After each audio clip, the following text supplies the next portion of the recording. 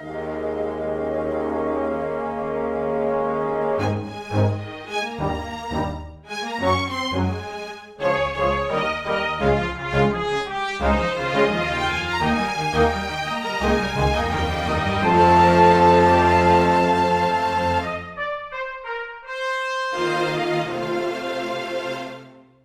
everyone, and welcome to Weekly Manga Recap. This is Nick here along with Chris on February the 25th, 2019. Chris is sick, but we're going to use the most powerful medication of all. A bullet? Which is, yes, Sweet. a bullet made of manga discussion. Fired from a gun made of snarky assholes. It's actually sounding pretty good now, just saying it out loud. Yeah. See, and that's the way it works. You know, you hear just the basic premise, and it's like, oh, that doesn't sound like it's going to help. But then the longer that you hear the initially dulcet and subsequently delirious and nerdy tones of our voices, then you start to fall under our spell. Yeah. Yes. Exactly. I do find it amusing. In the tabletop show I do, Dice Funk, I just recently started playing a new character who I voice as Macho Man Randy Savage. Oh, yeah. And, that's not going to happen at all this week. No. It's going to be like, hey, Big Star talks like a normal-ass dude now. Deal with it. I mean, you do sound a little bit more like Macho Man than you do with your normal speaking voice, just as a result of your tone having to be lower. Oh, yeah. It goes down, but this is the bad kind of down. No, you don't go. I tried it very briefly, and I couldn't do 2 sentences without going to do a pretty bad coughing fit, which I was like, it's probably not the best way to do a podcast. No, you gotta get really raspy in order to do Macho Man. But it's okay, Chris. We will guys, hear you. I got to do this line where I say toilet as Macho Man. It's gonna be hilarious. Toilet. Oh yeah, no. Don't do it. It's okay, Chris. We're gonna cure your sickness the same way that the Academy cured racism for the third time in 30 years. You know what? I could be upset about that. I don't really care, honestly. But I do like making fun of it. I won the Oscar bet this year. Nice. Because I bet on the Academy being spineless cowards who would give the Best Actor award to Rami Malek, and that was all I needed. So I don't have to watch Holmes and Watson this year, and I'm pretty happy about that. Oh, God. It's Holmes, Watson, Gotti, and then Whatever Works, which is like a Woody Harrelson comedy movie where Larry David falls in love with like a 20-year-old Southern chick. I don't even know what those last two are. It's pretty bad. It's nice that you do this instead of stuffing yourself with incredibly bad for you foods now. You just do. Yeah. We're all slowly improving each day. A little better. Was it that you were going to watch that I was like, if you lose, I'll watch it with The Chaperone. Yeah, no, my brother lost that one at least. Yeah. And you were like really confident going in, if I remember. So. Yeah. Speaking of food, Chris, we don't have My Hero Academia to talk about this week, so we're going to just begin our manga discussion by talking about Food Wars. It's chapter 300 of Food Wars, and I was actually thinking to myself last week as we were going into this, like, I don't think that they're actually going to do anything special. And lo and behold, I was actually wrong. Something important did actually happen. At least a little important. Let's get into talking about it. Recap portion of the manga recap begins with Food Wars chapter 300. Chapter 300, a pre-meal grace. So, last time with Soma's help, Takumi defeated the bar guy, Don Kama. And so we see that Isami gets back from being freed by security right as the contest is ending. It's like, oh, good of you to show up. Yeah, right on time, buddy. Don Kama, of course, is upset that he lost, and he sees that Asahi Saiba has arrived, and so immediately he offers his special cooking tool, the shaker, and says, like, I've done all I can do, so just, use me as your tool and use me as you see fit. And Asahi takes it, and Takumi just thinks to himself, we prevented him from taking my Mesaluna, but in the end, he got another freakish talent to absorb. Which in this case, I don't think they've got anything to worry about unless Asahi happens to also have a team of dozens of cross-dressing men. Then, oh, you're done fucked. So, but like seriously, how is he supposed to use this cross with anything else if no one else is gonna shake with him? I mean, I guess you could say they argue the same thing with the Mezzaluna. If you don't have a second person, what does it fucking matter? True, but that's only one person you need to help you out as opposed to a dozen. Histoire approaches Soma and Takumi and Megumi, congratulates Soma and Takumi on their impressive battle, and he invites them to take a break, go to their guest rooms. And he says, "We have high expectations for you three, including you, girl who hasn't done anything yet."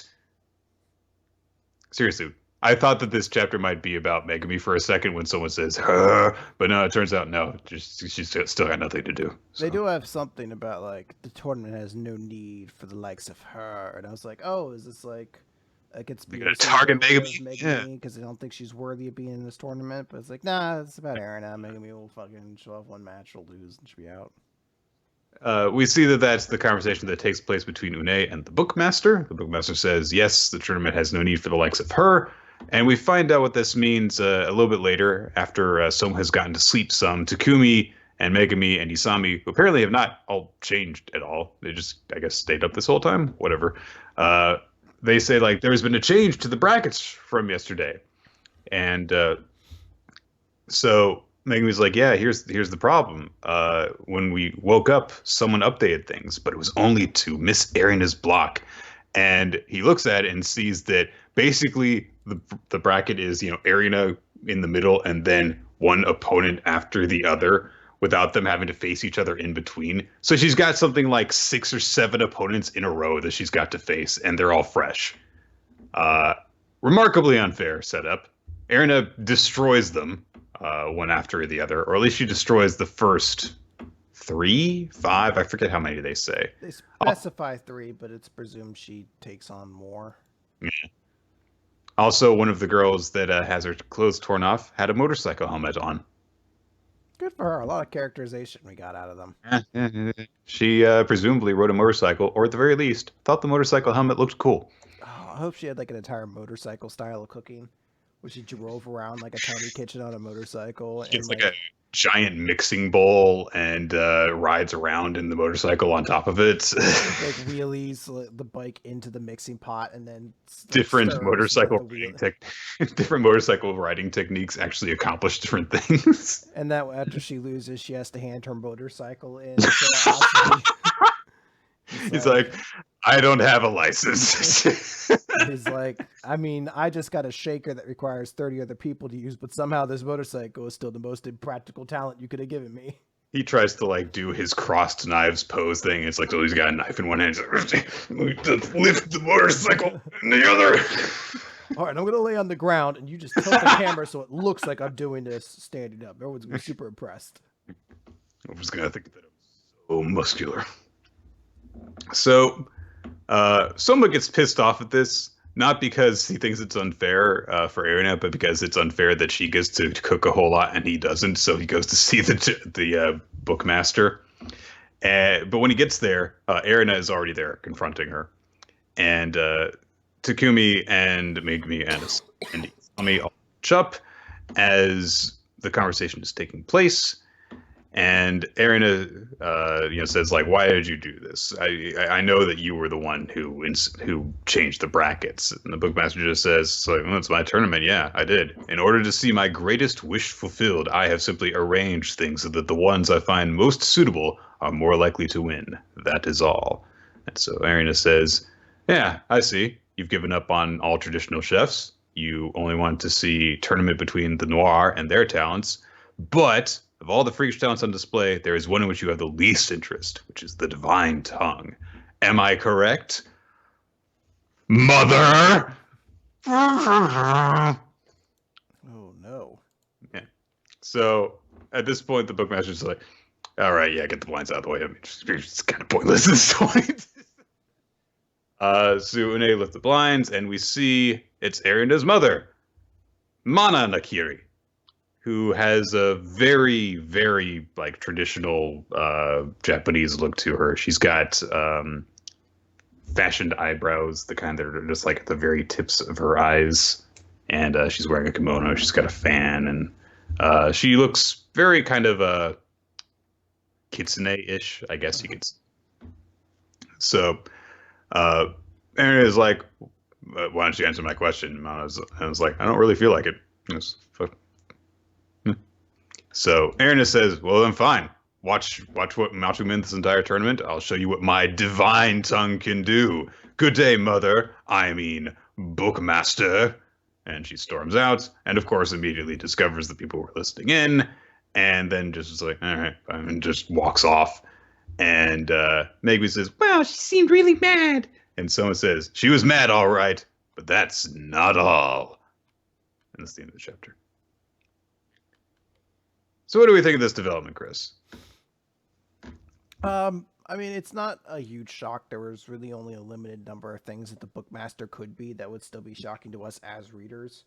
Right. So this being development isn't too surprising. If you've been following along with the story, you've kind of realized that the one missing Nakiri has always been her mom, so they had to put her in somewhere. I think it does add a wrinkle into this tournament. But I think I kind of agreed with you when I was like getting into this chapter. I was kind of getting into the idea of this being a chapter about Megumi, and it wasn't. So although I still like this chapter, I was bummed because poor Megumi got. We don't need her in this tournament. No. No. We don't need her in this tournament. In fact, we're not going to actually kick her out. We're just going to like ignore that she exists. There's the entire tournament bracket, and then there's just like a little dot way off to the side. Like you have to like unfold 3 pages down, and then there's just a little isolated dot that reads Tadako or Megumi on it. And it's like, yeah, she's over here. She doesn't have any opponents, but she also doesn't connect into the tournament bracket at all. So yeah, good luck though. Go, grab Soma and Takumi to do things instead of you. Yeah, I mean, like this being Erina's mother and showing there's this tension between them really kind of makes you realize, like, oh, so this is why Erina was raised by her grandfather instead of either of her parents. What an awful family she comes from. Oh, everyone's just terrible. I mean, like, even when you get to the people who are like, at least good to her, their family is also full of weirdos besides that. Like, Erina might be honestly the most normal person from the Nakiri clan when you think about it. That's weird. All right. From there, we're going to move on into Boruto, because Boruto's back for this month, and it is chapter number 32, Owed Debts. The fight between Naruto and Delta continues, and for like the first 6-7 pages of this chapter, it's just them fighting with a lot of speed lines behind them, a lot of strikes and stuff.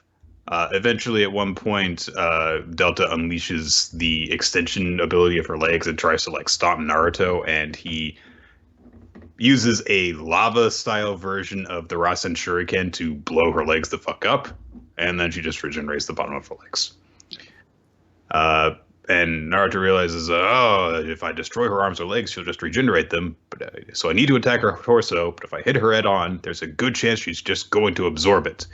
And I swear, I had like a sense of deja vu at the beginning of this chapter, because Boruto is like, we've got to attack her! We can create an opening for him! And Kawaki's like, don't be a fool. Don't even think of interfering. The Hokage told us to stay out of it. Don't you understand why?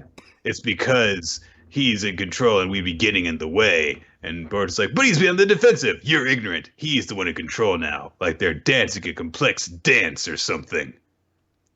I swear this conversation that took place between them recently. Am I just like imagining that, or is it just so similar to the conversation they had last chapter that I thought that they had done all this stuff before? I don't know if it's exact, but I think it's almost a necessity in a world where your character is someone who we've already read a story about, and we know that he's a superpowered god creature, basically.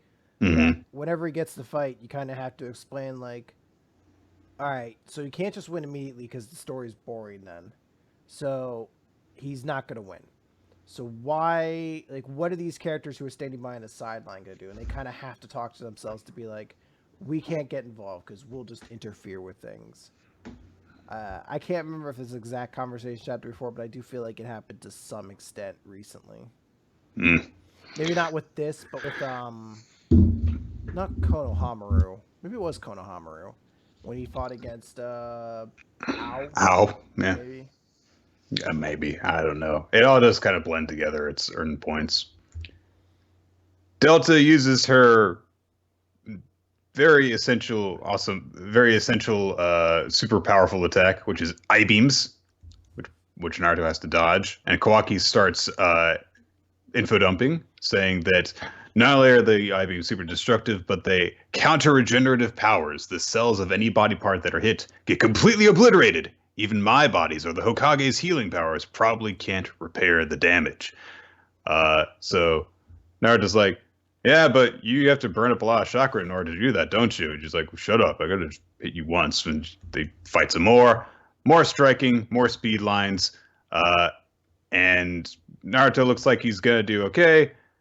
Boruto gets worried when he takes a punch. Oh no, punch. And so he uses his vanishing Rasengan and throws it at her. And she's like, whatever. And Boruto's like, it's vanishing, so she won't be able to absorb it. And Delta's like, oh, okay. And sure, like, floating drone overhead just scans for it. And she's like, yeah, got it. And just absorbs it into her.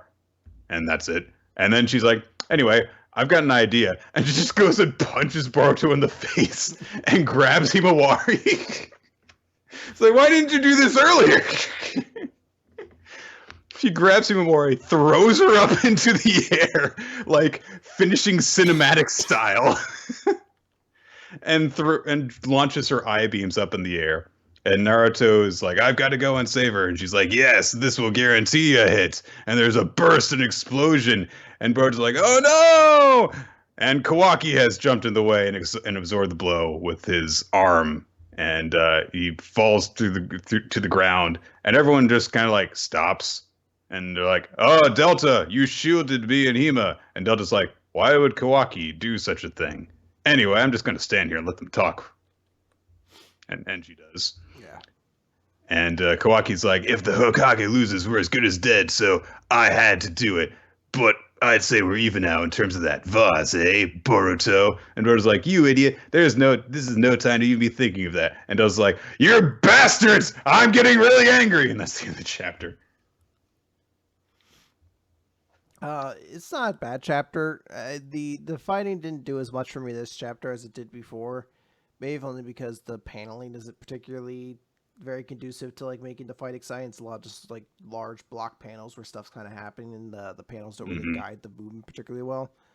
But I do like the ending. I like Kawaki kind of like showing up in this big way to protect people. I do have a part of me that hopes that because he sacrificed part of his arm, that they don't give him a robot arm. I mean, like, is this going to become Naruto's thing now, where people lose arms and they need to give them robot Here, new arm. But I do like him sacrificing, or taking on the risk like that. It's a very good moment for him. It's kind of just like the basic, thing. It meets the minimum requirements. It's not bad, but it's not exceptional. So I don't really have anything to greatly criticize other than the awkwardness at the very end, where it's just like, let's all just stop right now and take a moment. And when one of them should clearly just like continue on fighting. But other than that, yeah, it's really distracting, honestly, the way that the fighting happens, because there's a lot of stretches where it's just like they're just punch, exchanging and dodging and stuff. And it's not very interesting to look at. So it doesn't really do anything for me, but at the same time, it's like, it's all right, I guess. It is acceptable. You get a passing grade. So, yeah. All right, let's move on then to Eden Zero. All right, let's talk Eden Zero Mass Murderer Jamalov. Jamma Jing Dong. Yes. Jam. That's his full proper name. So the group wakes up at the inn. And turns out that it really didn't matter that we saw the bad guy also go into what looks like an inn, because they don't encounter him there. Nope. Instead, we go back to the Eden Zero, and they talk about, well, what could have happened to close off your heart, Hermit? What happened to you? But then Sister is like, hey, something's going on. Something's screwing with the thing, like we're being hacked. And they're like, what? How is that possible? But they're like, yeah, it's only possible when we have Hermit. So we can't. We don't want to. This wouldn't have worked if Hermit were here to look after the security of the ship. So yeah. So they're like, all right, well, we're gonna do what we can, but we got to make sure this is handled, or else it's gonna hurt the team down in Digitalis. Which is still a stupid name.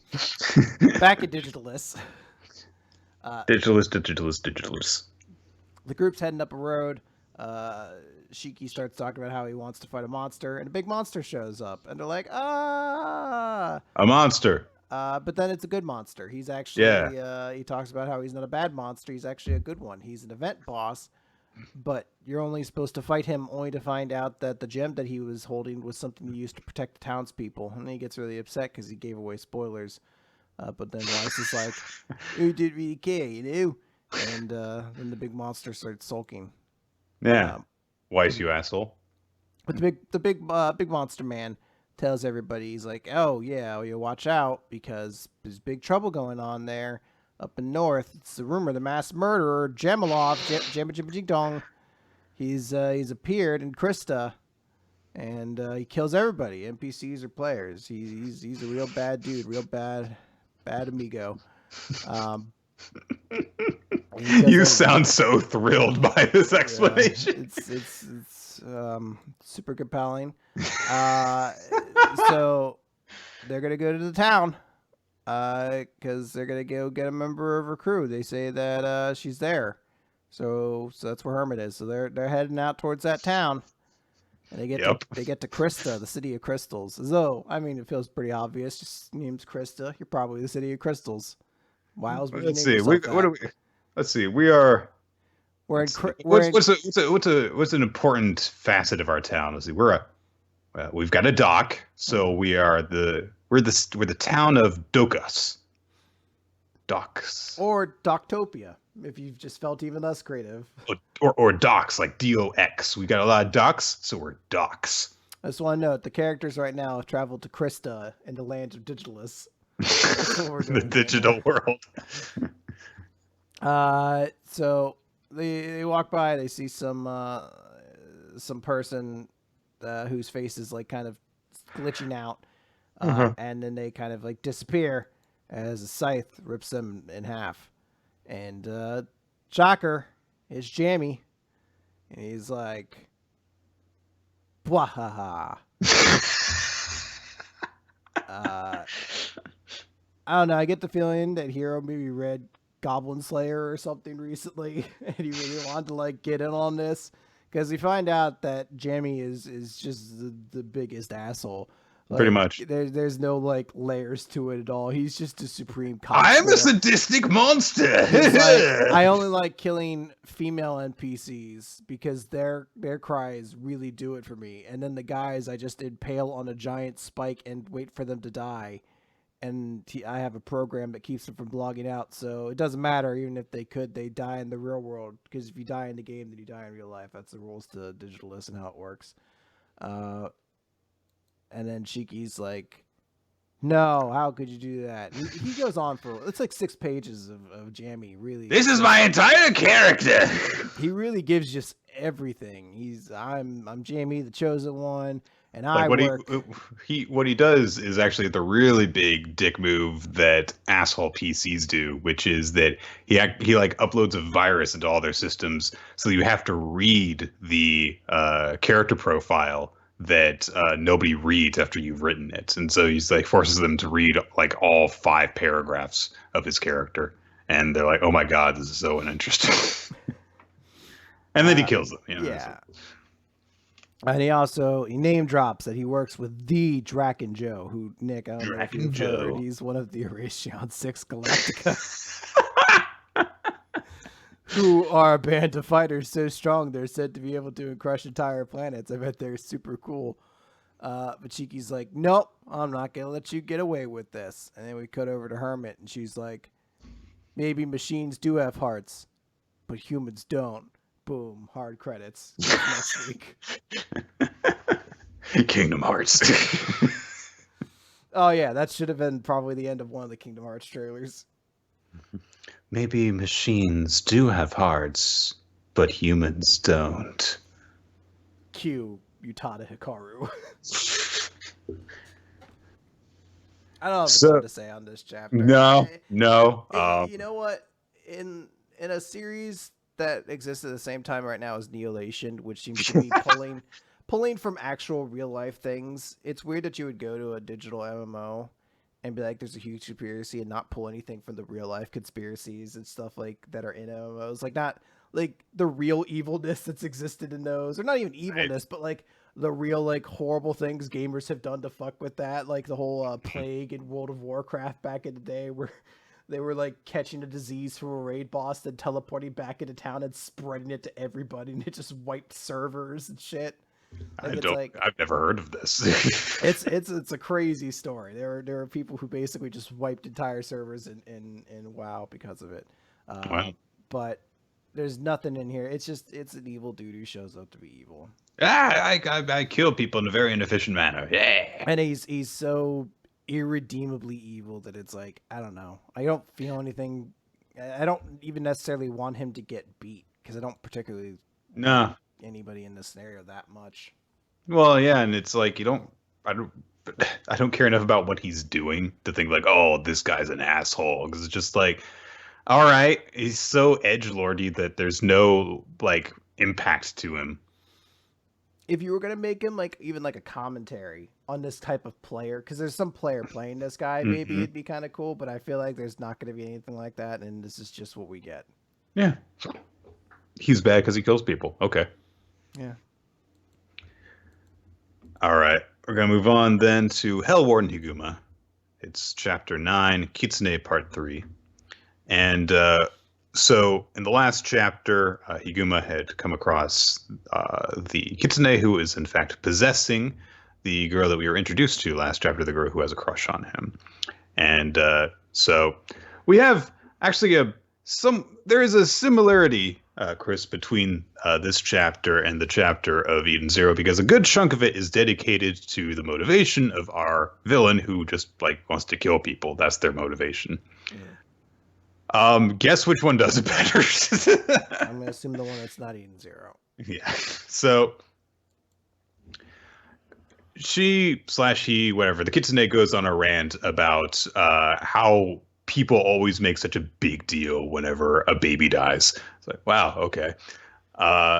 And then kind of rants like, oh, look, I'm just going to go home at the end of a school day, and her beloved pregnant mom is waiting for her, and her cute little sister too. Can you imagine what this face will look like when she cries after I skewer her mom's belly and the brat inside?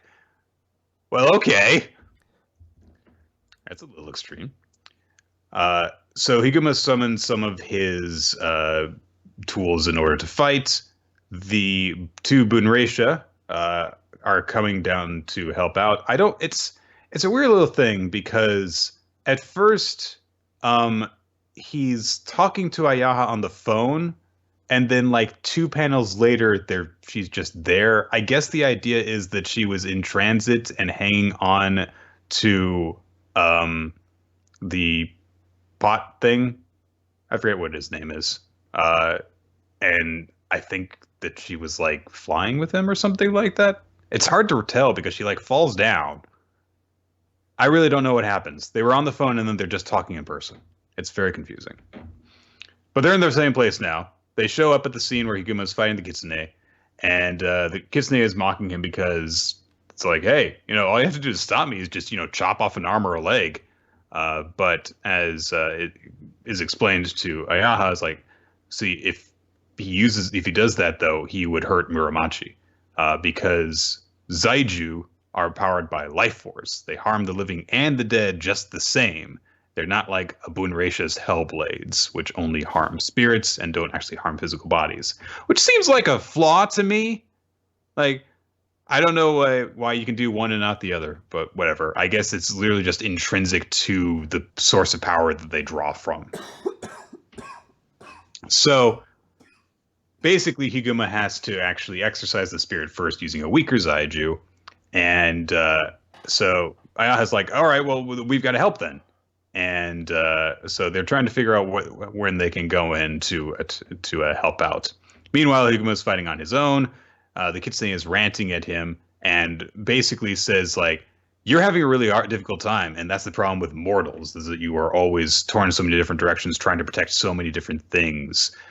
Whereas we spirits can just do anything we want. We can live however we want to live with no care for notions of good or evil, and no mortal can possibly stand a chance against those of us unshackled from the rules of man." And Higuma has a flashback to a conversation he had with Muramachi, where she's just crying while kind of like pouring her heart out to him, saying, "Ever since my little sister was born, my mom and dad give her all the attention. When I go home, sometimes I think it doesn't matter if I'm there at all. But what I hate the most is myself for saying such selfish things. I want to become stronger, and I'm tired of acting like a child. What should I do?" Higuma comes back from this flashback and says, "You're not free at all. All you've done is abandon your responsibilities. Everyone struggles with the conflict between reality and the way they want to live their lives, but it's by facing that struggle that they grow into better people, and all you've done is run away. You lack the perseverance to live a normal life like everyone else." And at first, the Kitsune just kind of sees through this as like, "Oh, you're just trying to provoke me. What the hell are you doing?" But Higuma then drives it home by saying, "So you kill children because you say you kill children because you hate them? You're the real child here. Grow up." And this actually really works. The Kitsune immediately freaks out, says he's going to kill Higuma by grinding his flesh and mashing it into a paste and eating it for dinner. Okay. During this rant, the two Bunracia sneak up on Muramachi's body to try and attack, and the Kitsune has completely seen through it. Has been tracking them and attacks them with like these blades. I don't know exactly what they are, but they're kind of like little shuriken things. But Higuma had been planning for this. He used some of his Zaiju to get in the way of the attacks and block them. And this was all just basically a double distraction so that he could attack from the front. He uses his number 11 Zaiju to knock the Kitsune out of Muramachi's body. Just big old fist punches him out. And then they engage in sword combat.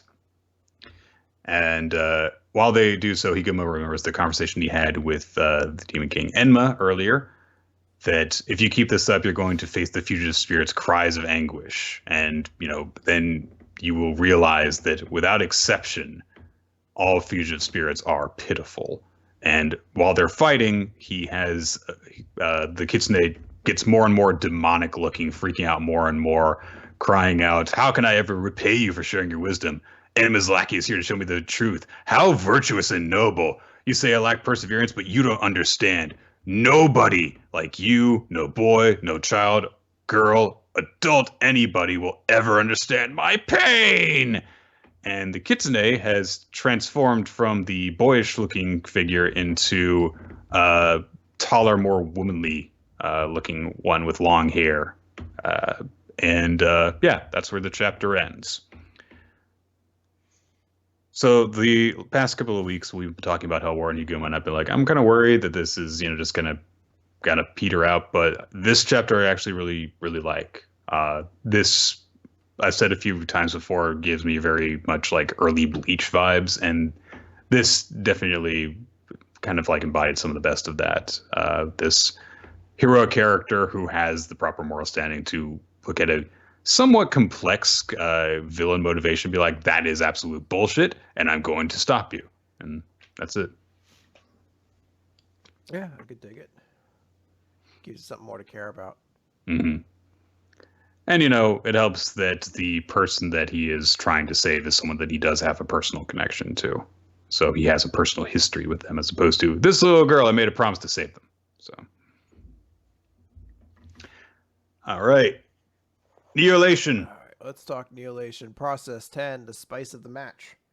So Boogie is getting challenged to a racing match by Brother Ta, and that's basically what they're doing. Ta basically has to give a big speech about why he's going to do it. There's like a small moment where he's kind of threatens, like, "Oh, I could just report you to the police, and then everything would be shut down." They're like, "Yeah, you know what? That's not really gonna work because we'll just pop up somewhere else. There's so much money that goes through. You can't really kill it that way."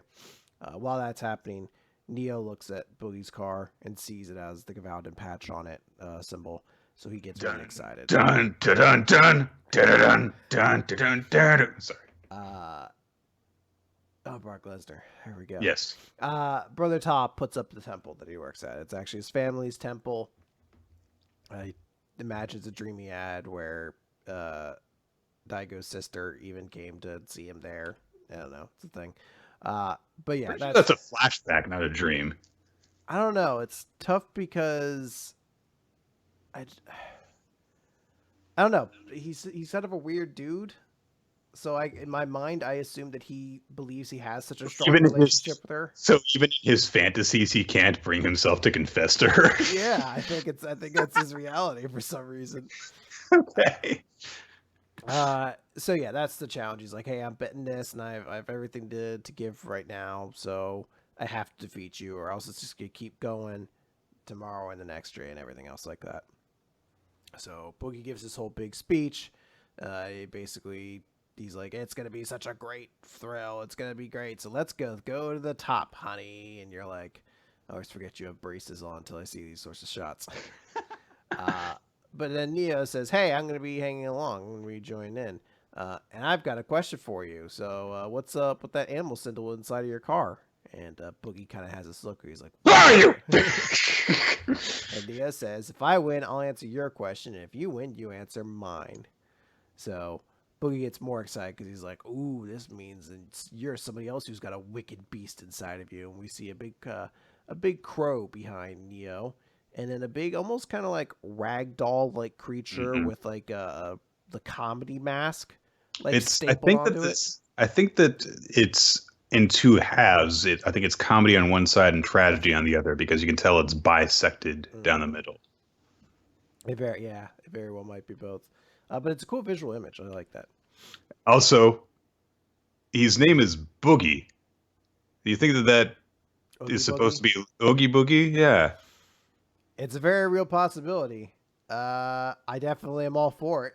It's a weird place to put him in. But... I mean, if you want me to do like an Oogie Boogie impression whenever this guy talks, just let me know. You could go for it. All right. So yeah, they start up the race. They get going, and Brother Tondos is immediately he's like, "Yeah, it's weird. It's kind of like what they said. He's not very good at driving. His skills aren't that impressive. I'm about to actually overtake him." And he turns, he drifts around the corner, and Brother Todd's blown the fuck away by this. And I do like Neo. He's just like, isn't drifting kind of like a constant in I've seen Fast and Furious a few times. He's like, yeah, usually it is, but cars built after 2014 now have they're mandatorily equipped with anti-lock brakes. You can't do drifting in cars that new because the car like isn't physically possible of doing that. And they're like, "Oh, well, he's rewriting the car's program." And I don't know, they kind of frame it like it's evil, and I'm like, is it that evil? Like, not really. There's street racing already, so it's hard for me to put a whole lot of emphasis on like this evil monster tampered with his car to make his street racing career better. Listen. You can have a street race, but you better not be playing Eurobeat songs while you do it. Okay? Yeah, it's a strange angle there. But Neo's I love that the big, like, this is the secret of their hacking. Like the last one, it was like, he has an AI that predicts people's patterns and that controls people and makes them commit suicide. And this one is just like, he makes the car do something that an older car could normally do. That he does the legal street races anyway. So yeah, it's like, Neo's like, all right, well, I'll just handle it. And I'll basically help you gain the advantage on it, so you just handle everything else. And then Brother Ta, at the end of the chapter, is catching up with him. So that's where we're at. Yeah, they hit a zip pad so that they got a speed boost. And he got 3 bananas, which causes him... He's going to eat 2 of them just because he's right next to him, but he still has that last one left. throw it over a zip line, then yeah, you can get him over a jump. Which in old games would have been monstrous. Newer games still put you over the jump, so it's not too bad. Yeah. See, I was going for a Diddy Kong reference, and you turned it into Mario Kart. So I picked the superior one, good sir. You did. I mean, there have been too many Diddy Kong racing games, has there? Oh, poor Diddy Kong. All right. Let's see. And when we never learn. It's the 100th chapter, Chris. The big 100th chapter, Nick, and it's a Kirisu chapter. There was a big thing for chapter 300 of Food Wars. Is there a big thing for chapter 100 of We Never Learn? Not really.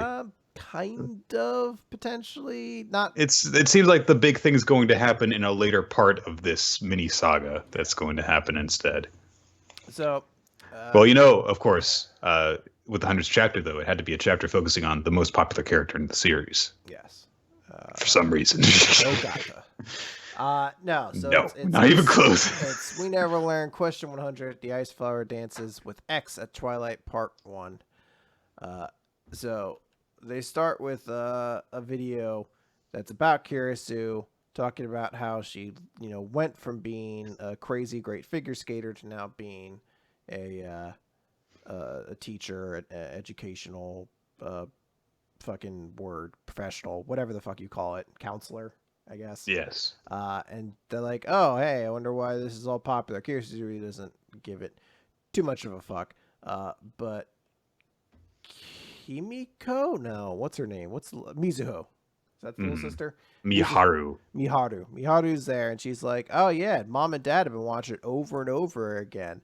I'm not going to tell you to visit them, but you could at least call them sometime. So you could at least call our parents occasionally. Yeah, why don't you try calling them every now and then? That voice actually really helps. You could try calling every once in a while. It sounds like I smoke cigarettes all the time now. I'm just saying, you never call, you never come by. What are we doing here? So basically, she leaves the next day and gets mobbed by fans because she has become an internet sensation in a moment that very easily could be like the start of a horror series where a crowd of fans continue to hound her at every step. She's literally kidnapped on the street. Like, Yuega just I've got to help Kirisu Sensei! Just snatches her from the sidewalk in a very like mouth over, like hand over mouth, pulling her into the dark alleyway, and of course every person just runs straight by it. And then Kirisu hides her identity by wearing a big stupid hat and putting on glasses, and that's enough to confuse fucking everybody. So I mean, hot teachers don't wear glasses. It just does not compute. Or outfits with fuzzy balls on them. Fuzzy balls, it's for fucking other people. In all fairness, it is an outfit that Kirisu has basically never worn anything like to this point because it's actually fashionable. So yeah, and we know that her style is professional, and then when she's at home, just fucking tracksuit. Yeah. So she watches the video a little bit, and she's like, oh, wow, this is crazy. And she sees it's like, holy shit, 10 million views. That's crazy. And then a waitress comes by and is like, oh, what do you guys want to order? And Kirisu's like, I don't know. I'll just have whatever this is, and points to an item on the menu. And, of course, it's I don't even know what the fuck this is supposed to be. Like a fucking love parfait drink juice. I don't know. It's got so much nonsense and bullshit in it, but it's clearly supposed to be something you would just drink. So there's the whole joke. To note, they duck into a restaurant called Café Je t'aime, or I don't know how to speak French, but it means like the cafe of love. So they basically went into like a couple's cafe. So, yay.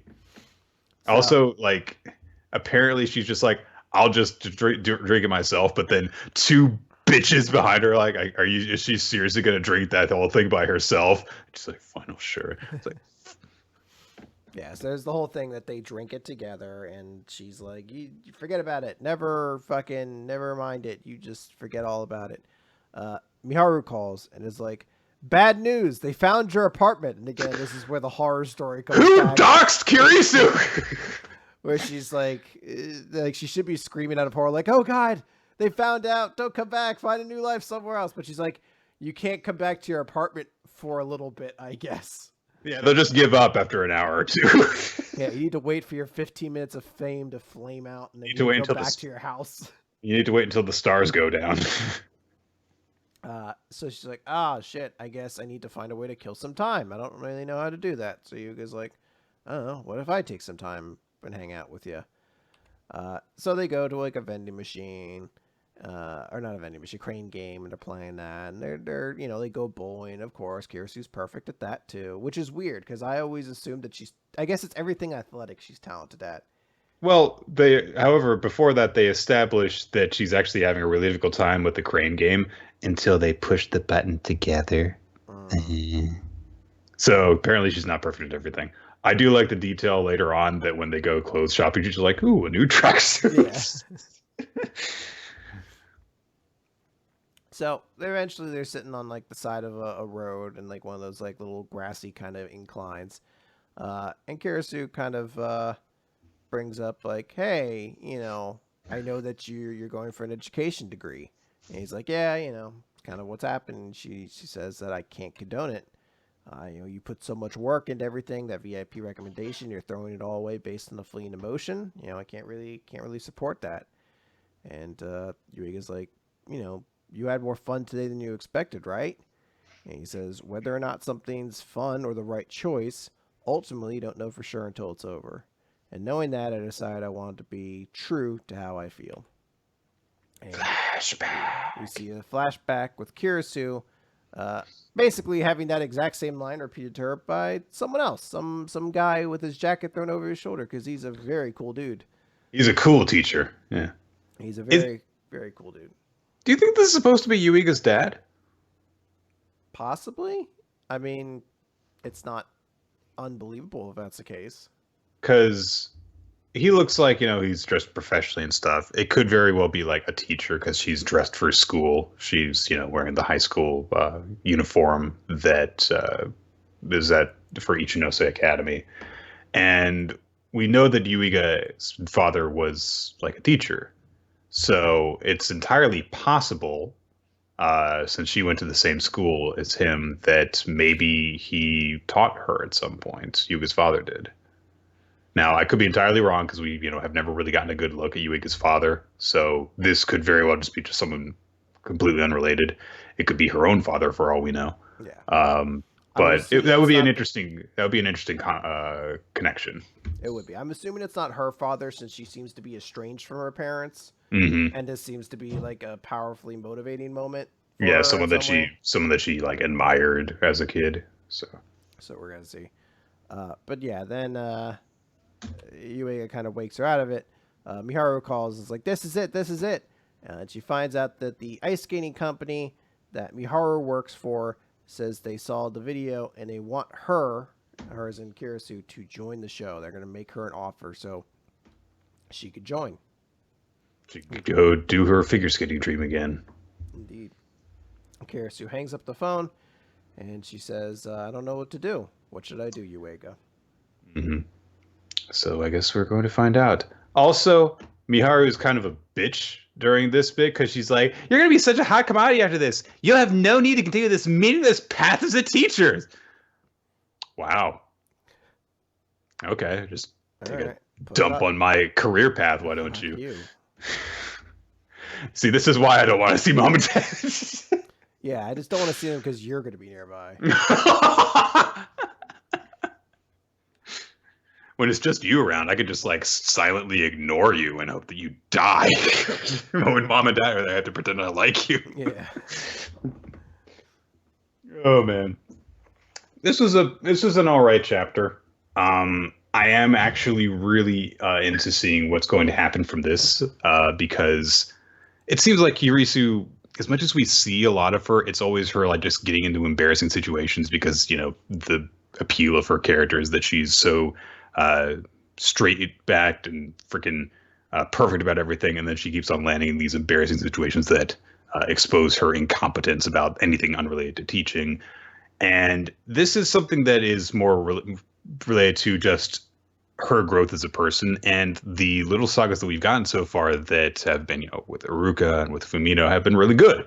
So I'm looking forward to seeing what happens with her, and maybe it will make me like her more as a character. It definitely worked with Fumino's, so. Very much so. Let's move on to Dr. Stone. It is chapter 95. Z equals 95, rather. First contact. But before we get into the chapter itself, there's a whole big color pages celebration of Dr. Stone's 2-year anniversary. And there's, talking about like, hey, if you participate in the character popularity poll in Japan, then you get to show up as a petrified statue in the anime. And I do really like the little bit where Chrome's like, oh, you're going to be animated as in moving around and stuff. And Seku's like, you're going to be petrified, so no. But then we get a big 2-page color cover, which looks fucking awesome. I want this as like a poster. It looks so cool. All right. So 2 different things happen in this chapter, basically. The first is just a kind of a cute little mini thing that happens because Suika has basically completely tamed the boar that she and Francois were going to cook. And they're using him now to go and locate the oil field. And Suika's like, this little guy's name's Sagara now, and friendship starts by learning each other's names. And they get back to the oil field. Sagara rolls around in the oil, and yep, they got it. They can harvest it now, and Senku gets to work. They've discovered the Sagara oil field. Yay! And from that, they're able to start, setting up freaking. They work really quickly. Like they're harvesting this shit fast. And Suika celebrates with Sagara, and then she realizes, oh, but now Francois gonna cook you. Suika doesn't want to say goodbye, and so Senku's like, "Hey, Francois, is this boar worth eating?" And Francois says, "Nah, sticks of oil. Ill suited to my cuisine." And Senku's like, "Yeah, so either let him loose or keep him, whatever. It's up to you." And Suika's like, "Yay, we're friends now!" And Senku just says to Ukyo as they're walking away, "It'd be bad for morale if we don't acknowledge our troops' accomplishments." And Ukyo says, "Was that the real reason?" Senku's like, "Do I need another reason?" So fuck off. Shut up. I don't care about people. Science. Yeah. And Sagara's got a little collar now. So, Chris, Inagaki seems to really like characters considering eating pigs and then adopting them instead. This is the second time that this has happened with one of his series. Chris, are we connected still? I don't know if we're connected still. If we are, then Chris isn't talking to me. Oh well. I'm just going to keep on going through the chapter. So, Senku makes a freaking motorboat with their powered by the oil. And at that point, they've got, gasoline that they're putting in. And there's a little bit of a callback to chapter 1 because Taiju says that he smells love potion. And everyone's like, what the fuck are you talking about? And Taiju says, oh, it's that stuff you whipped up in the science lab back in the day. That's stuff that gave me the courage to confess to Yuzuriha. That was the final moments to the end of the day before we all got petrified. And Senku has a flashback to, oh yeah, I did do all that stuff. Man, I used to look different back then. I looked way more douchebaggy, didn't I? And Senku's like, oh wow, you still believe that after all this time? That was gasoline. I wasn't actually making... Anyway, but hey, that's a good sign though, because the gasoline that I made back then was really, really potent stuff. So that means that the amount that we've made here is also really good gasoline. And Ryusui says like, that's actually, we've kind of finally caught up to that point before the disaster then. The last bit of science you did in the old world, you're now doing here in the new world. And we're about to go beyond. And a bunch of the boys go riding out on the motorboat. And they're going to go basically test it out. They get out to sea a little ways. The coast is still in view, but it's but they don't really know actually exactly where the way back is, which gets Chrome kind of worried. And Ryusu says, well, we've got the sextant, so we can use that to get back. But Gen points out that the accuracy is actually not all that good. And Senku says, yeah, we're going to need a much more reliable means of doing that. We're going to make a GPS. And I love the reaction panel of Ryusui and Ukyo and Gen all being like, GPS? And meanwhile, Chrome, of course, has no idea what the fuck they're talking about, so he's just picking his nose behind them. So, Chrome's the second smart one in that group. Yeah, but he doesn't know what a GPS is, so he's like, oh. So Senku briefly explains how they work, but he uses, like terms like satellites and car navigation, and Cro's like, okay. Gen points out, we can't make satellites, though. And Senku says, you're right. So instead of using satellites in space, we're going to shoot out crazy strong radio waves from a tower back on the mainland. And they communicate this over to Suika and Kaseki, which sets off this very powerful radio wave burst, which they use to, calculate stuff with an antenna. And meanwhile, Ruri and Chrome are talking on a cell phone. Ginro comes by and is like, hey, Ruri, that first call from Chrome, he was too cowardly to tell you how he felt. So this is the first call between land and sea, so why don't you do the talking, Ruri? Girls are allowed to make the first move, too. And there's a kind of cute moment where Ruri's like, well, whatever could you mean? She's all embarrassed. And everyone's like, come on, do it. So she gets on the phone, and she's like, everyone's trying to get me to... And then there's a huge burst of static. And... Again, it's like, what a cliche. The fact that you can't communicate. So yeah, it is a little bit cliche, whatever. But Ukyo realizes that wasn't static. We got a huge signal from somewhere else. I have no idea what direction it came from, but we just got another signal. And Ryusui is like, could have been like something from space, and Seika says, no. This was no natural phenomenon. It was deliberate, tuned to exactly the same frequency we're on, meaning when we activated our powerful signal tuner, someone or something took notice. And they have no idea who it could be, but then they realize as there are bursts of static going through their speaker that they're receiving a Morse code message. And Senku says, it's a message for us. And Gen starts to spell it out. It's like they're doing the same string over and over again. It's WHY, and we get this visual of this like double-mouthed skull face going why,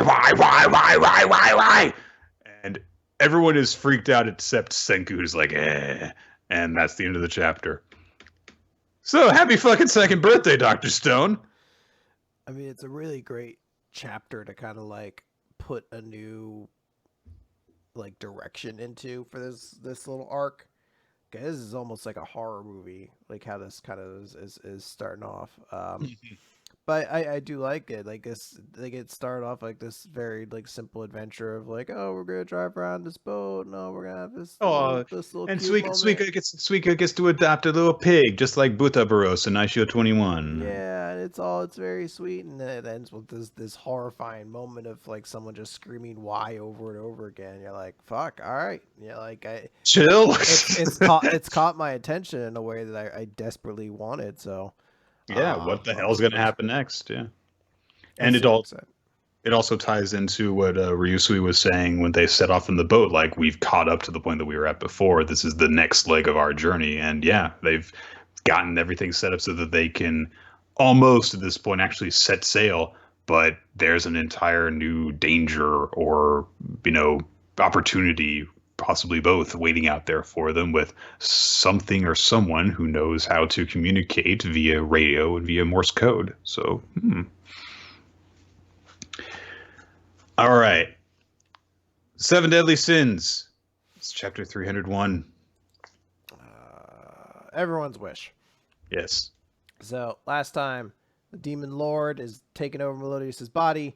Then Bond showed up, and he's like, I'm going to kick your ass. That's where basically he says it like 2 or 3 times or something.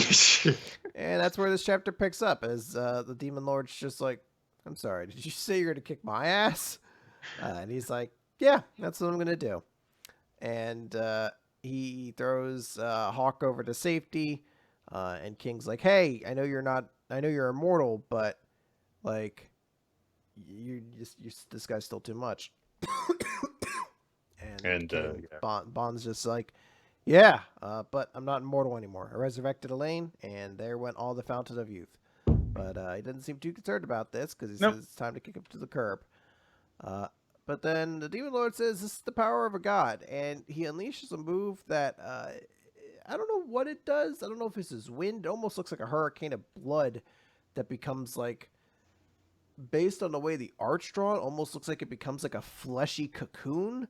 But I'm not 100% positive what it is. I think that's him tearing apart the cocoon that he came out of. So like the vortex that he summons just rips away everything that is surrounding him. Gotcha. But even after everything happens, Bond's still staying there. And he says, yeah, well, compared to hell, this is almost cute. So they have an exchange of blows, a bunch of hits back and forth. And they note that, wow, it's crazy. Bond's holding his own against the Demon Lord. There's even some moments where it feels like a real wrestling match where like he grabs him by the head, starts like kneeing him in the fucking shoulder and shit like that. But they're getting blows back and forth. But what's shocking to everybody is that some of his blows seem to even be really affecting the Demon Lord. And, yeah, he's got some blood coming out of his mouth and stuff. Yeah. And they note that it's not just him that's doing this. And we see internally there is a struggle happening because the Demon Lord is being confronted by Melodious. His conscience, yes. And he says that I am the Demon Lord. Bringing death and horror is my mission and duty. And Melodious responds by giving him just the back elbow from fucking hell. And it's the Superman elbow. It just fucking clocks him. And then says, that is your sin, to finish off the chapter. Yeah. It's cool stuff. It's weird because we had two very just action intense punching exchanges this week. And this one just feels a lot better. And it goes back to, I think, what you were saying about panel layouts. Like, you can much more easily follow the action in this chapter, even though there's not as much of it. But, like, you know, when you point out with Bond doing his knee strikes to the Demon Lord, there's the moment right before that where he grabs him around the back of the head, and then it goes straight into that, and then he's backed off by the blaze that the Demon King is swirling around. Then you see Bond is able to poke a little bit in between the strikes, but then he gets, like, all the action just flows into itself, and you can see how one moment flows into the next so much more easily. Yeah, I do think it plays into it, and I am kind of excited to see it. It's a bit strange that we're not getting like a chapter to reveal all the Demon King's super evil awesome powers. Yeah. But at the same time, yeah, we might still have time for it, but at the same time, also like we've had like 6 straight months of that sort of stuff going on for a while. Yeah. So I'm also not against the idea of just moving straight on. Yeah, or just like fucking punch each other. Yeah. Yeah. All right. From there, we're going to move on to the Promised Neverland, chapter 124. Tell us. So last time, Emma and Ray went to go speak with Norman regarding bringing up Emma's concerns about Norman's plan. But when they got to his office, instead they met up with the three of the strong people who work under him.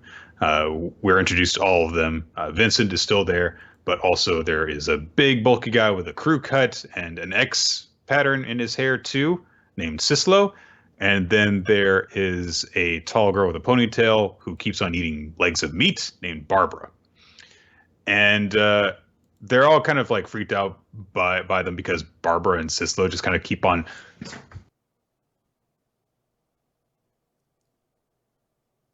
Yeah, they stare a lot. I think Nick unplugged his mic when he went to do that. So. We're gonna hold off for a quick moment and wait for Nick to get this plugged back in. Here we go. Okay, I'm plugged back in. I'm so glad. Check. There we go. Check to make sure it's got the right hookup though. Okay, microphone. It says it's changed to Yeti now. Okay, there good. You're good. All right, I'm going to not do any theatrics like that for the rest of the session then. Emma and Ray are kind of freaked out because the people are really intimidating, just getting right in their faces, no sense of personal space. And Sislo says, like, hey, you guys are from Gracefield, right? Well, we're also escapees, got it? And, like, Emma is kind of freaked out, but I was like, what the fuck is he talking about? And then Sissel just steps up on the table and is like, we're actually way more amazing. And I was like, yeah, we're destroying farms. And Emma's like, wait, are they? And Vincent's like, yeah, they're just like really childishly competing with you. They're worried because like, no, they're Norman. They want to be Norman's favorites, basically. And so Ray kind of cuts through the tension a little bit, but says like, "Oh, wow, you guys are amazing. You're crazy good. We can never pull that off. I'm so impressed." Just so insincere looking, like if not sounding, because he's just like, while he's doing this. But Sissel and Barbara are immediately like, "Yeah, we are pretty great, aren't we?" To that. So worked out pretty well. Ray is, looking around at them and, remembering like, these guys must be irregulars like Zazie and Adam are. So they're acting like this while they're in the boss's room. So they're not foot soldiers like Hayato or Jin. They're higher up. So I should avoid trouble for now. And for some reason, I really love that when he thinks this, he's just, like kind of casually sitting down, like staring off into space, paying attention to no one. It's like, I've got tea now. It's just, he doesn't give a shit. So Emma tries to be friendly, saying, "Oh, thank you for yesterday, because you treated Chris and Dominic." And Vincent's like, "Yeah, I hope that they get better soon." And Barbara's like, "That's what we want to know about." And Sissel's like, "Yeah, tell us stories about him." And they're like, "Yeah, tell us stories about the boss, Minerva, James, or as you guys call him, Norman. Tell us about Norman." And they're like, "Oh, got it. Okay." So they're just really obsessed followers of his. They want to know about him. And Sissel's like, "Yeah, the morning when I came back from patrol, the kids downstairs were talking about it. I was told that the boss was acting completely different yesterday." "How different? Like, what kind of person is Norman? Tell us." And Emma just says, "Well, I don't think he's really changed all that much from before, because he's kind, smart, always smiling warmly. And she remembers that even when he would beat her at games, he would just be smiling. And Sissel and Barbara are like, "Well, then he's completely different from that." So they're like, "Well, what is he like now?" And they use words to describe him as serious, winter, emperor. And Ray spits out his coffee because he's laughing. They're like, "Emperor." So they're like, "Well, can't you tell us more stuff about what he was like when he was a kid? Embarrassing stories." And Ray's like, "You mean like he used to wet his bed until he was 10 years old?" "Yes, like that." "I mean, he didn't, though. I mean, he didn't wet the bed. So, okay, there's a story. There was a time when he was sick with the cold, and just time goes by, and they have a good time together." And clearly, like, the three of them are very entertained by the stories that they're told. And they bond over their shared connection with Norman. And when Emma starts to ask about how Norman currently is, they say, it's like, "Oh, he's still a good person. He cares about his friends, but he's not really smiley. He's not warm. He is very dedicated, and he sacrifices time and his sleep in order to save people. And we were all saved by him. He was the one who made us realize this power and how to use it." And it was like, "You mean your powers from Lambda?" "Yes, because we are comrades who met in Lambda Farm at 7214. Originally, me and Barbara were from Goodwill. Vincent was born in Glory Bell, and the three of us obtained power from the vile experiments at Lambda. Every day was like hell. A bunch of children died or were killed. We were treated worse than objects. And if the boss hadn't come, I wouldn't be alive. A 12-year-old kid looked like God to me at that moment." And they are almost sycophants of Norman at this point. That's the impression that eventually comes out during their conversation. And they're like, "And his strategies are perfect. Our power and victory are absolute. So I can't wait. I can't wait to kill them all soon. Every time I kill a demon, I feel better." And Barbara's like, "Yeah, my anger dissipates when I kill them and eat their meat." And they're like, "You're eating demon meat now?" It's like, they're so freaked out. Yeah. It's a staffer from a farm we attacked the other day. Pisses me off that they keep eating us. Excuse me. Yeah. So they're basically incredibly hell-bent on revenge. Barbara says that just killing them isn't enough. The Ratri clan, the demons can all experience what we did. And of course, as she goes on this rant, Emma looks, freaked out and disturbed by this.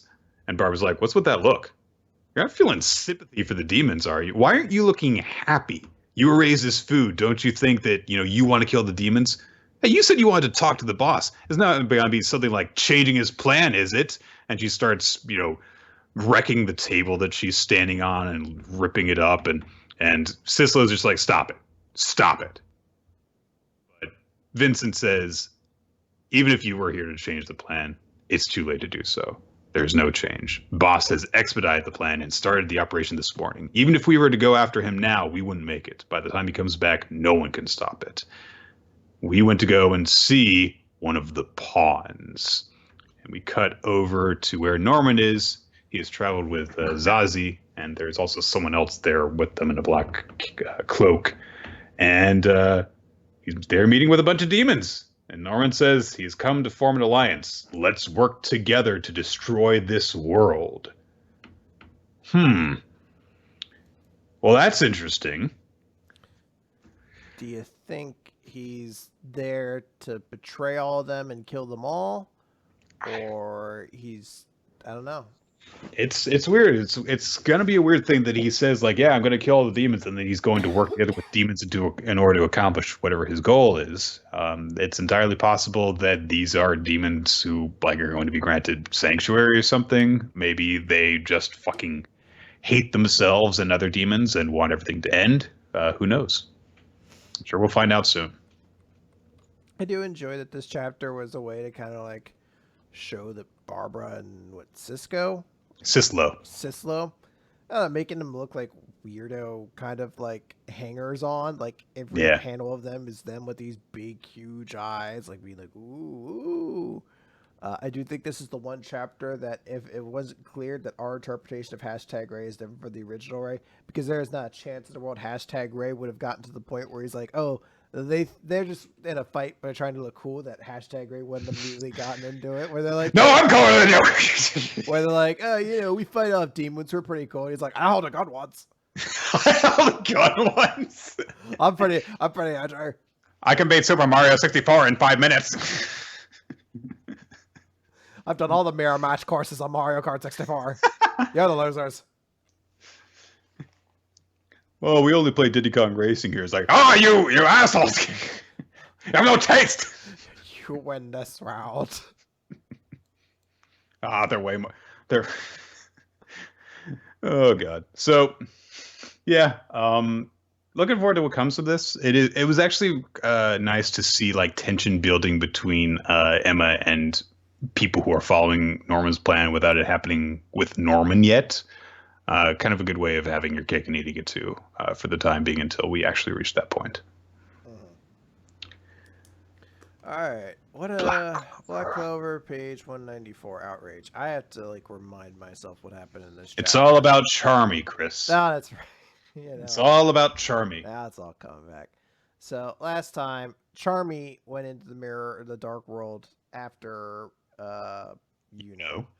and she got separated from him, but ended up in the place where Asta and Mimosa are fighting Elfrel. And I don't know, it was like hell, but she just walked straight past everything so she can go offer a bunch of food to Elfrel, who's kind of having a crisis of life right now. He's like, I don't want to draw things that are this warped, but the humans are kind of making me do it. I have to draw monsters to do a way to fight these guys, but I don't want to. And Charmy's like, why don't you eat some of this food? And he just fucking slaps it away. He's like, no, I'm not gonna eat anything you make. And Charmy's like, that's no way to treat food. And the big sheep shows up and is about to punch him. And Elfrel's like, well, in order to create, you must first destroy. And it's maybe the only favorite point out of this chapter is he just blasts her stupid fucking sheep away. In the moment when somebody's like, oh, fuck you and your stupid sheep. But she's been blasted away. But all of a sudden there's a chill. Everyone stops. Like, ooh, what just happened? And she gets up, and you see the sheep as stitches across its nose, And it's like, can I come out now? And we see Charmy's spell book start to change, start to like lose some of the white on it. It becomes a black spell book.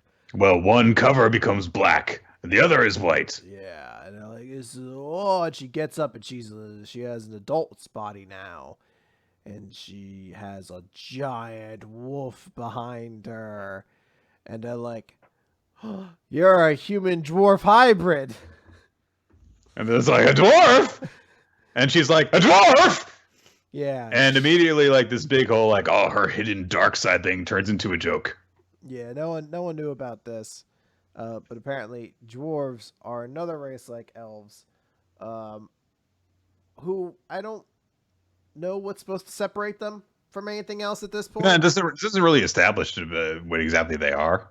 So I guess maybe you could say that that's the reason why she's so short all the time. But why would, when her dwarf powers be activated, that's when she stops being short? I don't know. I don't know. Anyway, maybe because they are part of her body, and now that they're manifested as part of her grimoire instead, the influence on her body has gone from her body into the book and her magic. Very real possibility. So she basically kind of points like, hey, wait, aren't you supposed to be a sheep? And the wolf's like, shut up. And she's like, all right, I'm hungry. And Elfrel's like, you're irritating. Even if you are half dwarf, you're not going to get in my way, so vanish. And the wolf's like, yeah, let's get all that. And turns out Charmy's magic isn't just cotton magic. She has two magics, cotton magic and food magic. And her wolf is gobbling up all of the spells that Rill created, like a giant buffet. And they say that being from two races will occasionally give people two magical attributes. Sure, why not? Everything else does. And yeah, she's devouring all the magic faster than Elfrill can draw it. And she goes in for her big attack where she screams, this is for protein, boom, and this one's for fat, boom, and then this one is for the carbs, kaboom, and she blasts them away into nothingness. On paper, like, I think that this chapter has some good stuff going for it. I like the symbolism of the wolf in sheep's clothing, and the contrast of, like, she creates food, and this one is her just devouring all magic. Honestly, the visual of the wolf just devouring everything that Rill has drawn is really cool. That said, I really don't like that, like, this is turned into a joke just because Charmy is being such a goofball while she's doing all this stuff. It just doesn't, entertain me when she acts that way. And it really seemed to lessen the impact of this reveal when she's going like, Gah! Also, like I remarked, like, it's another case of, oh man, she's special because she's got two types of magic. It's like, if you want to have someone have two types of magic, can you at least not act like it's special at this point? Everyone does. Like, we've seen them, like, they made a big deal out of, like, trying, like, secret evil experiments were occurring to try to give people two types of magic at once. This person is, like, parts grafted onto them in order to make sure that they can have two different types of magic. So apparently that's completely unnecessary. Yeah, you just need to fucking have one of the 8 different types of magic that can copy other magics, or just be a half dwarf. I think that's maybe the only part that really bothers me, because I do think it's a cool reveal of, like, the way she, like, kind of stands up, and, like, seeing her in a form that's not like the little chibi version that just runs around giving food to people, but like, and having like a cool looking form and everything like that you kind of mentioned. It's just something weird about, like, in the middle of this abruptly being like, oh, and there are dwarves too. It's like, what is special about dwarves? It's a reason she's got two types of magic. And I'm like, does that mean anything? Like, I assume this is like a tease to dwarves being a thing or something like that. But it just felt like one of those things.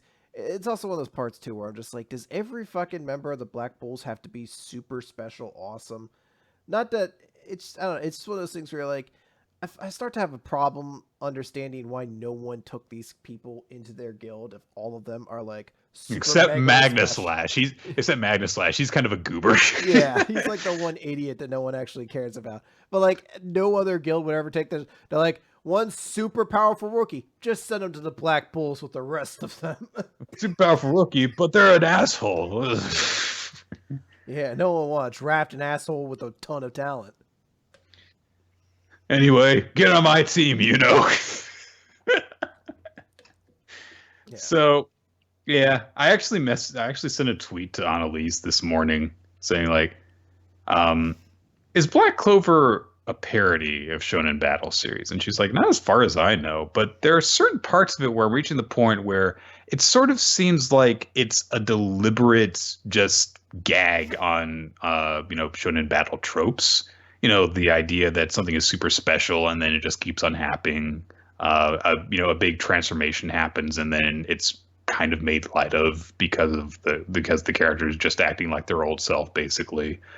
That said, I mean, like, I'm sure that I think that what it comes down to is just that Black Clover is about having a honestly pretty wide cast of very colorful, very extreme characters. And, you know, it's easy to attach yourself to different characters when you've got a wide cast that they're all so very, very energetic like that. The problem, I think, is that so many of them just go for the portrayal of just super energetic and weird. And that's kind of it.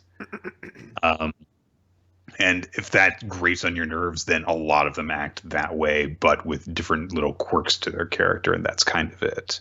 Which is why we, like Zora so much, is because he, shouts a lot, but it's to be a huge dick to people, and it's not like I've got to be the strongest. He's, different. And I think that honestly, what it comes down to is I would like Black Clover a lot more if not everyone acted exactly like how Charmy acts in this chapter. But that's not going to happen. So, all right. So we're going to finish things off then with One Piece, chapter 934, Hyogoro the Flower. We start off this chapter on the Big Mom ship, which apparently survived the fall from the waterfall without capsizing. Only Big Mom apparently fell into the ocean and nobody else. So they're kind of figuring out what they're going to do about all this because some of them are worried. They point out that, her Viva card is still intact, which means she is alive, but they don't know what's happened to her. They wonder if she's been captured, and also, maybe she's just, washed up on shore, and in which case she's in enemy territory. And they're like, hey, it's no joke here. She's on her own against, Kaido and his army. So it's there's also a note by one of them that they used to be comrades, but now they're foes. So they're like, if they capture her, they're probably going to kill her. And so Prospero's like, then the Big Mom pirate will become the Prospero pirate. Eh? And everyone's like, what the fuck are you talking about?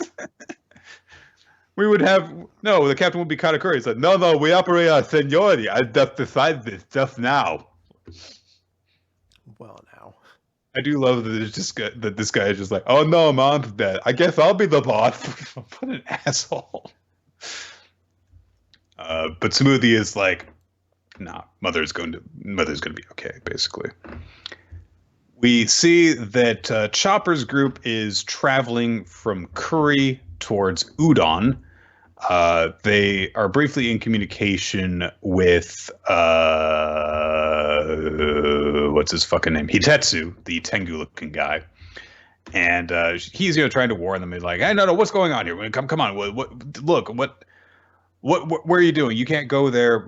Is Momonosuke there? Because Kinemon entrusted me with your safety, which is why I'm here and not over there. And Otama says, don't worry about Momo because I'm going to watch over him as a kunoichi. It's like, aw, cute little kids playing soldier and king and stuff here. Yeah. And they're like, come on, no, you can't do that. You're not even a rookie, so come back here. And Otama gets upset about this, but she passes the communicator over to Okiku. And Okiku says, look, I'm with them. The journey has begun, so just let the others know. And he does like, no, you can't. And he gets hung up on. Big Mom is now traveling with them. She apparently beat the crap out of a shark gator, which presumably then Otama used her. I'm not even sure if Otama used her ability on it later or if it's just scared of Big Mom, honestly, because he looks very upset about its situation. And it's got 2 big lumps on its head from where she hit it, and Chopper is sitting on top of the lumps like a fucking weirdo. And Big Mom's just like, I'm hungry, and she occasionally just looks at Chopper while she's drooling, and he's like, stop looking at me like that. He was called was he called a pet or a snack on one of the posters, I think. So he was a pet for the straws on his bounty poster originally. Okay. We get an explanation from Okiku. And Sanji is referred to him as the emergency food supplies. Right, that's it. Okay. That was what I was thinking. Okiku points out a rough map of Wano, and says, like, it's going to be a bit of a long journey in order to get to Udon, where the prison camp is, and we've also got to go across the river in order to get there. And so we get a good layout of all the land. I assume that, as she says, it's a rough sketch, that the river is not this straight in reality, because it looks like, wow, this island looks like it was planned. So, but anyway, we get also a brief little detail because Momonosuke is still practicing his swordsmanship with a kendo stick. And when he strikes with his stick against, I think, the top of the poor shark gator's head, he lets out a battle cry of Sunach! And Okiku says, where did you learn that? And Momonosuke says, it's a shout used by foreign swordsmen. Zorojiro taught me how to use it. He said it is a charm to bolster one's courage when it is in short supply. And Okiku says, this one forbids you to use it. Perhaps it is only coincidence, but there is a similar practice among the older sayings of Kuri, and it is not the sort of call meant for you to use, Lord Momonosuke. Momonosuke is like, well, why not? It's not. It just isn't. Shut up. Explanation comes later. But, it's like a weird little detail that will come back later. We then see that Robin and Brooke and Nami and the rest have managed to get away from that whole situation. Robin has left Otoko at the pleasure hall, so they're no longer with her. And she's like, I hope that she's going to be okay, because she incurred the Shogun's wrath, after all.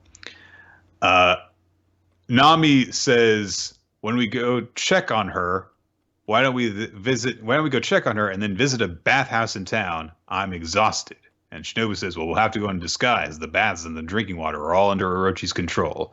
And Robin's like, I agree, though. Let's take a break.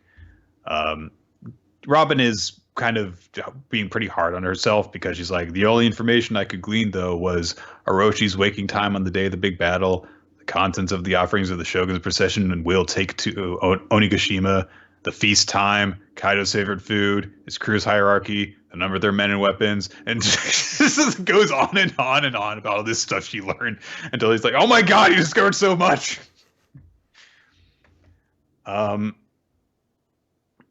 Also, Brooke has had a bit of luck with the poneglyph stones. He says that he was unable to bring a copy of the text, and also it was not a red poneglyph, but he says he found it in soul form, so he was unable to actually, write it down because of that. He says it was in an odd room full of carved wooden dolls, which Shinobu realizes is Kokeshi dolls. And so Robin theorizes that the road poneglyph is in Onigashima. So they're like, all right, now let's go see about. Rather Brooke says, all right, let's go take a bath. And they're like, no, not you. You stand out. You're a fucking skeleton. What? No. Come on. Let Brooke take a bath. Hashtag let Brooke take a bath. What would he even watch? Oh. So, in the flower capital, news has spread of Komurasaki's apparent death, including the detail that Kyoshiro specifically cut her down, which has got some people really pissed off, and they're like, don't fucking say that. The Kyoshiro family will fucking kill you if you say that. Sanji in Ibisu Town is also really, really upset, and everyone around him is just like, you only barely saw her once. Why are you so upset? And Sanji says, the death of a beautiful woman is a loss for the entire world, idiot. It's nice to be reminded that there is also a weird chivalrous side to his perversion. Loss notes in the newspaper that there is a detail that her funeral is tomorrow. So they're trying to also figure out what's going on with the other people in the Straw Hats. They're out doing stuff. And they say, okay, well, let's get in touch with them with the smart snail, as in a smartphone transponder snail. And meanwhile, Sanji is trying to discuss stuff with them, but he's also, hefting his gear from the Vinsmokes and is thinking, and occasionally he's just going, women's bath. So anyway, are there any articles about Udon and where Luffy is? And they're like, no, we haven't actually heard anything about him. But there is, Eustace Kid, something happened. Oh, women's bath. He's in one of those. He just keeps on thinking about women's bathhouses. As his dream is realized, Chris. He can't resist the urge to turn invisible and go fucking peep on women. And guess who's at a women's bathhouse? We're going to find out. That's right, Conjuro. Not Brook, though. Nope. He's not going to get a glimpse of Brook's bare bones. I hope he does. And then we all know Brook got to take a bath. Hey! And one of them will be happy, at least. Yeah. So Sanji is trying to focus on, the important stuff while also trying to focus on the not important stuff. The thing that Law had noted in the newspaper was that Eustace Kid has escaped, which is stuff that we pick up at the excavation labor camp in Udon.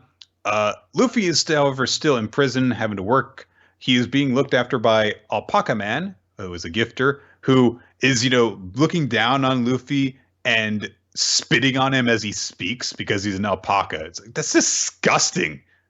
And it just keeps accumulating on Luffy's cheek and hair and head. It's gross. Also, the alpaca keeps on using the word pak. For example, he's like, "You talking pak to me?" Yeah, it's pretty. He's an alpaca. He's an alpaca. Yeah. They're also tormenting Hyo, the old man that Luffy had helped out before by giving a whole bunch of meal tickets that he didn't need. And he's being attacked by this, I guess, spider kind of guy, because he's got a whole bunch of different legs and he's kicking at the guy. And he's like, "Hey, we know you're cheating. There's no way that you could have earned as many meal tickets as you got. So so cut it out. There's no way that we know how much you work. There's no way that you could have gotten these many meal tickets." And they've kicked him over while he's, trying to save the dumplings that they've kicked out of his hands. And he's picking them off the ground and eating as much as he can while they're attacking him. Even when he's being stomped on, he refuses to give them up. They're like, "You don't even have the right to eat that." And Hyo thinks to himself, "I won't spit them out. I won't let a single dumpling he gave to me go to waste." And they're like, "Come on, tell me who you got the pickets from." And he's like, "I would rather die than tell you, you young punk. That man has true chivalrous spirit, full of honor, protecting the weak and standing firm against the foolish and mighty. If I don't respond honorably and kind, the worse I look. So go on and kill me." Reading him took me back to the old days. It's been a long time since Hyogoro the flower felt so fulfilled in belly and spirit. This is the land of samurai. There were many of them once. And then you came along and killed them all. Luffy tries to help the guy out, rushes away from the guys, guarding him and stuff. And they're like, "Don't hit the guard or they're going to put you to death." And, but he's just rushing towards him, goes in to attack I guess actually he's a scorpion because he's got like a stinger in his hair. So goes up to help him. But at the moment right before he strikes the guy, suddenly we get word that Queen has arrived at the prison facility. The lead performer, Queen, has arrived, and they're opening the gates to permit him in. Dun, dun, dun. A lot of details in this chapter. Yeah. I'm still kind of at this point where it's tough to follow One Piece currently, just because there's so many plot lines going on, and it's not always clear what each group is attempting to do. Like, I'm still not entirely sure what the group that Sanji's in right now is hoping to Which is accomplish. their objective, yeah. Yeah, so it's a little tough. So we're bouncing around a lot of these things, and again, that's why I was kind of not super excited for the big bomb thing, which is like another thing on Yeah. top of that. I do think this chapter helped to more firmly establish some of those things, but it is still a tough thing to just be like, okay, let's pull in all these stories, try to grasp where everyone's going, everything like that. But we shall see. I do like some of the things that are going on in this. I like that we have met some of the samurai that they're seeking out without knowing who they are, and then it's later revealed that there must be one of the red scabbards. Um, I agree with you, a lot going on. There's a lot of details that I did not make note of, like the first two times that I read this chapter. Like there's a lot of stuff that goes on with Nami and Robin and Brooks group that they're talking about that just completely slipped under the radar for me. And that said, there are some nice character moments in this. It's certainly not a boring chapter, at least. Mm-hmm. All right. Well, that said, we're going to wrap things up now. We're going to name our favorites for this week. Favorite chapter and MVP. Chris? My favorite chapter I'm going to give to Seven Deadly Sins. I think it was a really strong chapter. Or not Seven Deadly Sins, sorry, Dr. Stone. Dr. Stone was a really good chapter this week. I loved how kind of exciting it got there towards the end. Just kind of took something, it definitely put me in a space where I'm like, oh shit, I can't wait to read this next chapter now. Yeah. I want to give it to Hell Warren Higuma, but Dr. Stone was just so good that I just have to acknowledge that. It was a really good chapter from beginning to end and had two very different but very good halves. And I'm no series this week has me more excited to see what's going to happen next week. So my MVP, I guess I'm gonna give it to.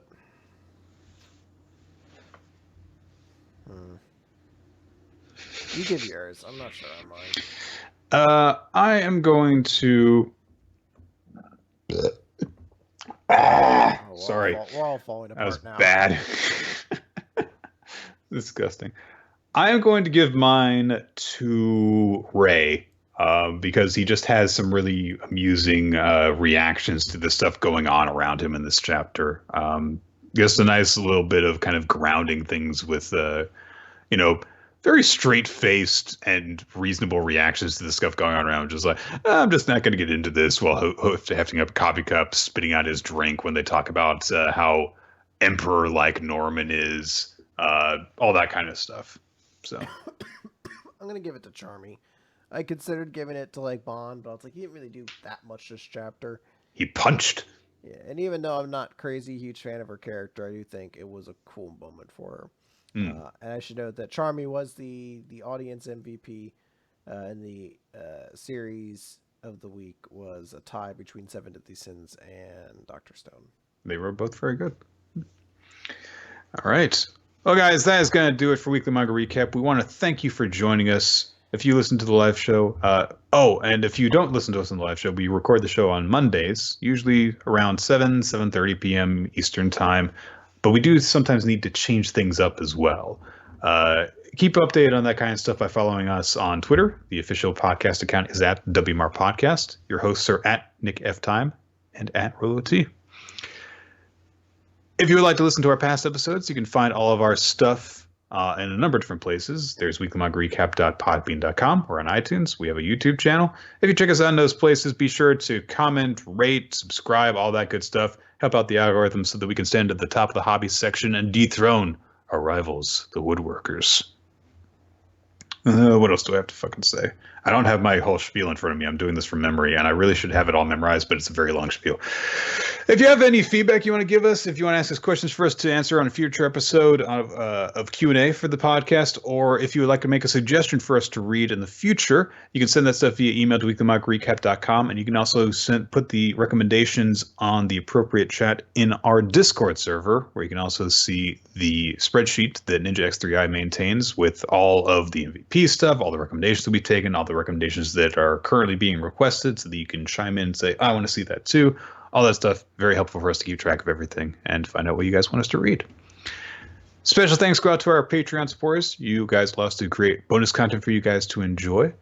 Special thanks as well to Steam and our Tower Card Artist, and to Infamous Planet, our friend who doesn't bother.